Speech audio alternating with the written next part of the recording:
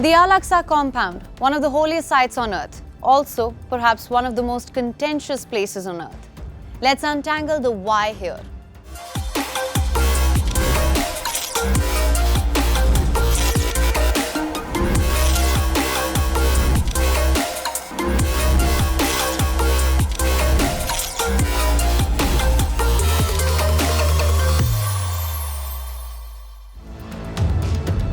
We're seeing one of the most devastating wars in West Asia, one that threatens to spark a wider conflict and lead to greater instability in the region.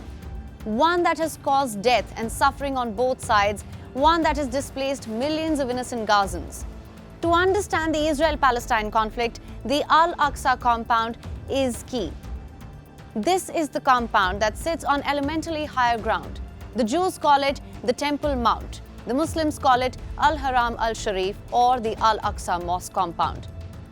This right here, right in the middle, is the Dome of the Rock, an Islamic shrine, one of profound significance. It is believed to be the place where the Prophet Muhammad ascended to heaven. And this is the Al-Aqsa Mosque itself. It's the third holiest site in the world after Mecca and Medina. It is also the holiest site in Judaism, a site where two ancient Jewish temples once stood before they were destroyed through the course of history. It's believed that this is where the third temple must be erected once God sends the Messiah.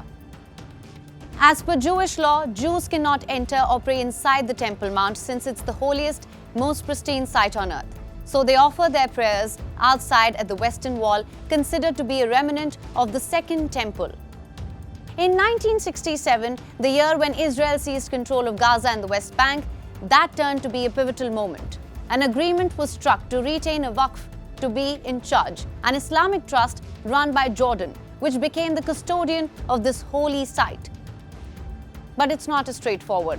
On ground, it's the Israeli forces that seem to have direct control on what goes on.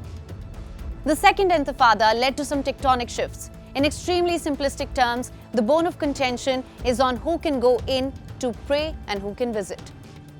On the other hand, there are factions which seek to completely dismantle the status quo, once again to completely break down the rules of who can go in to pray and who can visit.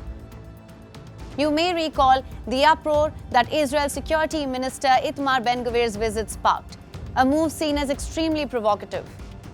The Al-Aqsa compound, it's evolved from being the holiest site in the world to one that's taken on greater emblematic significance, one that is seen as a symbol of the hopes and dreams of the Palestinian people.